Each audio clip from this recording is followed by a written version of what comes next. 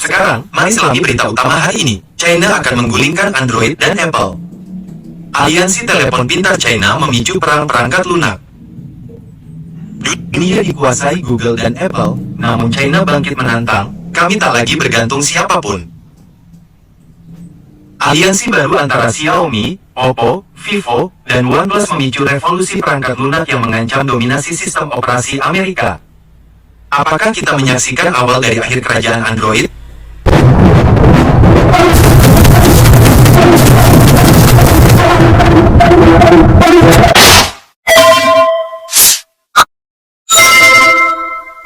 Bersiaplah saat kami menganalisis dan melacak setiap perkembangan dalam perang ekonomi dan teknologi yang sedang berlangsung antara AS dan Tiongkok. Koalisi produsen ponsel pintar besar Tiongkok, yang dipimpin Xiaomi, berupaya membebaskan perangkatnya dari Android Google, langkah paling berani dalam industri ini bertahun-tahun. Sumber teknologi yang dapat dipercaya telah mengungkapkan bahwa Xiaomi, Oppo, Vivo, dan OnePlus telah memulai diskusi tentang independensi perangkat lunak dan peluncuran alternatif domestik untuk sistem operasi Amerika. Kunci dari perubahan ini adalah peluncuran HyperOS 3 yang akan datang, yang diharapkan menjadi langkah besar pertama dalam pemisahan ini. Xiaomi berencana untuk merilis perangkat masa depannya tanpa perangkat lunak Google apapun. Dan jangan salah, merek Tiongkok tidak sedang berjuang. Sebaliknya, Xiaomi saat ini merupakan produsen ponsel Android terbesar kedua di dunia setelah Samsung dan memiliki kapasitas untuk memproduksi hampir semua komponen ponsel di dalam negeri kecuali perangkat lunak. Itulah yang ingin mereka ubah. Tahun 2019, larangan AS terhadap Huawei untuk menggunakan layanan Android dan Google, atas kekhawatiran keamanan nasional, memicu transformasi ini. Transformasi ini dipicu pada tahun 2019 ketika Amerika Serikat melarang Huawei menggunakan layanan Android dan Google dengan alasan masalah keamanan nasional. Di tengah tekanan politik dan komersial, Huawei berinovasi dengan meluncurkan Harmony OS, sistem operasi sendiri yang kini punya lebih dari 1 miliar pengguna aktif dan 20.000 aplikasi. Dengan Trump kembali ke Gedung Putih dan kembali memulai perang dagang dengan China, perusahaan-perusahaan China lain berupaya menghindari nasib Huawei, beralih ke platform independen mereka sendiri, lepas dari Google dan Apple. Namun pertanyaan besarnya tetap, apakah konsumen global akan menerima ponsel pintar yang tidak berjalan di Android atau iOS? Namun pertanyaan besarnya tetap, apakah konsumen global akan menerima ponsel pintar yang tidak berjalan di Android atau iOS? Jawabannya tidak lagi seperti dulu. Harmony OS telah terbukti bukan hanya pengganti, tetapi pesaing yang matang dan kuat. Kesatuan perusahaan China di balik sistem ini bisa memicu revolusi teknologi terbesar dekade ini, menandai berakhirnya satu era dan awal era baru. AS bukan lagi kekuatan tunggal perangkat lunak ponsel pintar. Ponsel pintar bukan lagi sekadar perangkat. Ponsel pintar, medan pertempuran global antara timur dan barat, dominasi dan perlawanan, kendali dan kemerdekaan. Akankah Tiongkok berhasil mematahkan monopoli sistem operasi? Atau akankah mimpi ini menabrak tembok kenyataan? Jawabannya akan segera datang dan dunia sedang memperhatikan. Hanya dengan 100.000 Bapak Ibu bisa wakaf Al-Quran dan didoakan oleh para santri wakaf Al-Quran. Segera datang dan dunia sedang memperhatikan. Lihat juga laporan kami sebelumnya tentang raksasa teknologi Tiongkok Huawei dan akar perang ekonomi ini. Konflik ini tidak dimulai hari ini. Huawei telah lama menyerang jantung supremasi teknologi Amerika. Huawei menyerang Amerika di titik lemahnya. Chip AI Super menghancurkan Nvidia. Monopoli memicu perang teknologi. Huawei menyerang Amerika di titik lemahnya. Chip AI Super menghancurkan Nvidia. Monopoli memicu perang teknologi. Di tengah perang dagang yang sengit antara AS dan Tiongkok, front baru telah terbuka. Bukan di Laut Cina Selatan atau Taiwan, tetapi di dalam chip elektronik kecil seukuran ujung jari. Perusahaan yang telah coba dicekik Washington dengan sanksi telah bangkit dari abu. Huawei baru saja meluncurkan senjata teknologi baru yang dapat memicu revolusi teknologi global. Menurut Reuters, raksasa teknologi China Huawei telah mulai mengirimkan chip AI canggihnya, Ascend 910C, ke perusahaan teknologi di China. Sementara itu, pemerintahan Trump telah melarang Nvidia menjual chip tercanggihnya, termasuk 200WH100 ke Beijing, dengan alasan keamanan nasional dan masalah penggunaan militer. Lebih mengejutkan lagi, chip Huawei baru 2 kali lebih bertenaga dari Ascend 910B sebelumnya untuk komputasi dan memori. Yang lebih mengejutkan lagi, Huawei kini tengah menguji versi yang lebih baru, Ascend 910D, dengan ambisi untuk melampaui chip Nvidia H100 yang hebat. Chip terbaru ini menawarkan daya komputasi 2 kali lipat dan bandwidth memori yang jauh lebih besar dari pendahulunya. Ini lompatan besar, bukan hanya soal kinerja, tapi juga tantangan strategis bagi Washington setelah AS membatasi penjualan chip canggih Nvidia H100, B200 ke China karena potensi aplikasi militer. Banyak yang memperkirakan China akan tertinggal. Namun, kenyataannya mengejutkan. Blokade AS tidak melemahkan China. Tekanan memaksanya untuk berinovasi. Dan hari ini, Huawei membalas dengan keras. Mengapa ini penting? Karena kecerdasan buatan sekarang sepenuhnya bergantung pada kekuatan chip. Siapapun yang mengendalikan chip akan mengendalikan masa depan.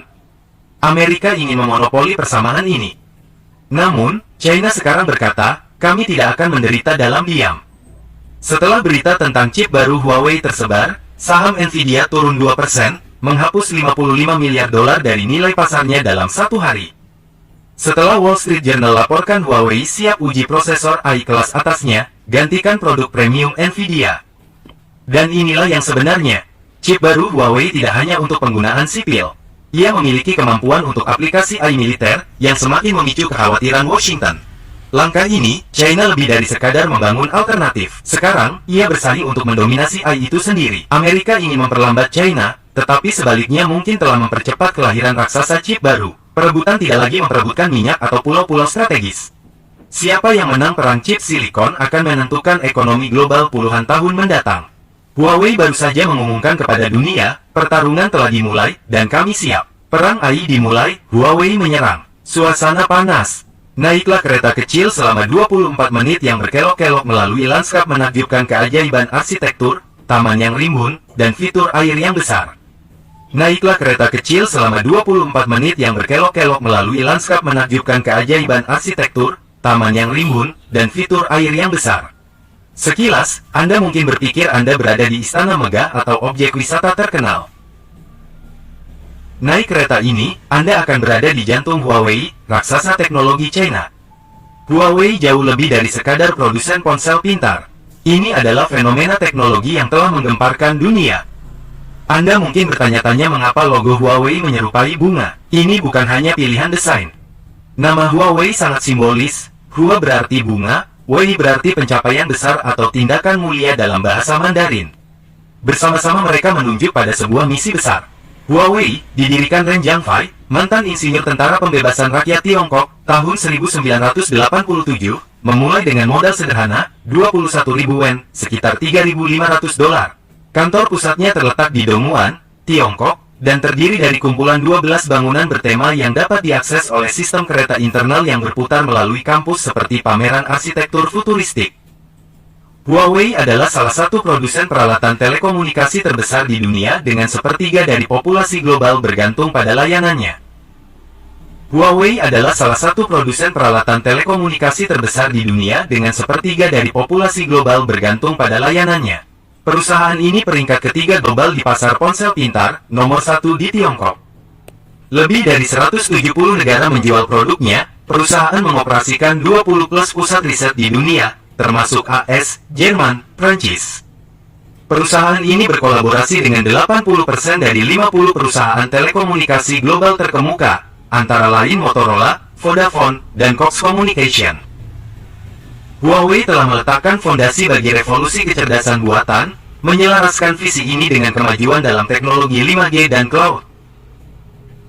Huawei telah meletakkan fondasi bagi revolusi kecerdasan buatan, menyelaraskan visi ini dengan kemajuan dalam teknologi 5G dan cloud. Selama konferensi Huawei Connect, perusahaan memproyeksikan bahwa pada tahun 2025, akan ada 40 miliar perangkat pintar yang digunakan secara global dan bahwa 90% pengguna akan bergantung pada teknologi AI.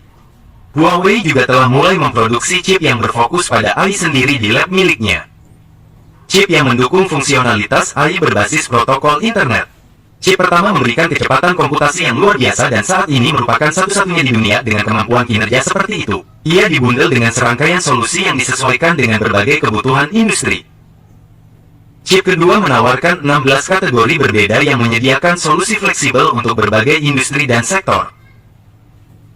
Huawei meluncurkan platform komputasi cerdas Atlas di Timur Tengah, solusi komputasi cloud menjanjikan dan pendorong utama inovasi AI di kawasan itu, sebagai bagian strategi AI-nya.